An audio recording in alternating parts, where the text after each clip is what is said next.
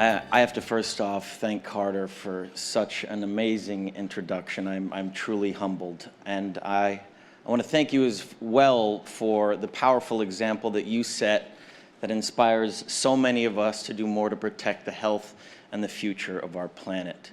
And for teaching me specifically in my foundation what smart, effective philanthropy can do to help defend the last wild places on Earth. So thank you, Carter, the head of the World Wildlife Foundation. I also want to second your motion to thank Secretary Clinton, Chelsea Clinton, President Clinton, for this incredible honor and for all the work you've done for the environment, especially the work that Secretary Clinton and Chelsea have done to stop elephant poaching and the ivory trade in Africa.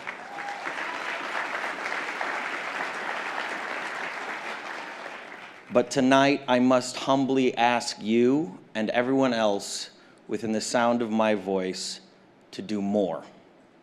We have come here in the midst of a real and terrifying crisis. Climate change is compromising the very livability of our planet.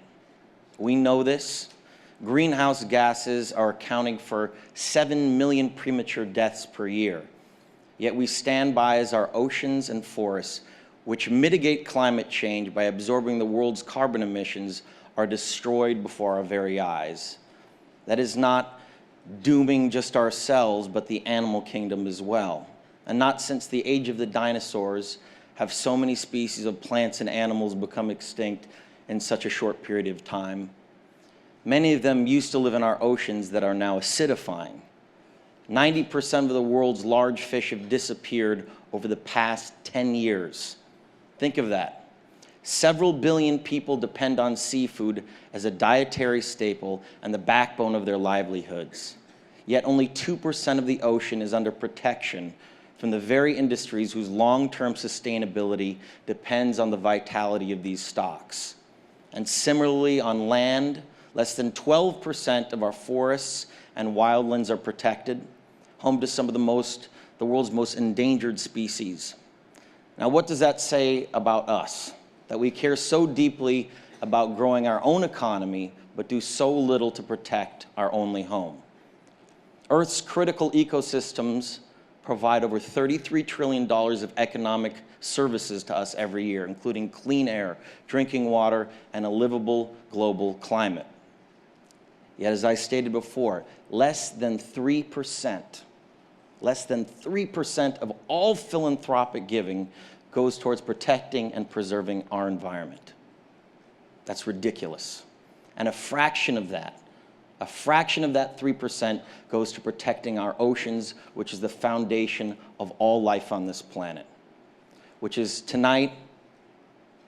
why tonight I'm asking this forum, this group of local leaders, global leaders, including some of the most respected philanthropic people on this planet, and certainly one of the great leaders of our time, to put environmental issues at the forefront of the human agenda.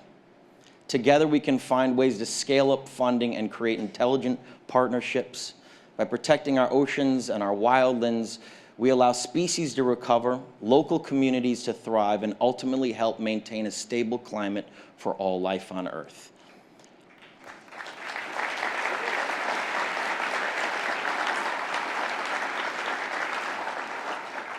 Development giving and environmental giving can no longer be competing virtues. They are married now, and they have to be for our own survival.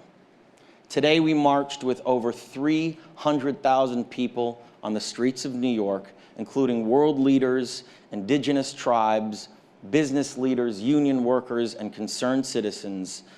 The world is now at a turning point, and climate change is the defining issue of our time.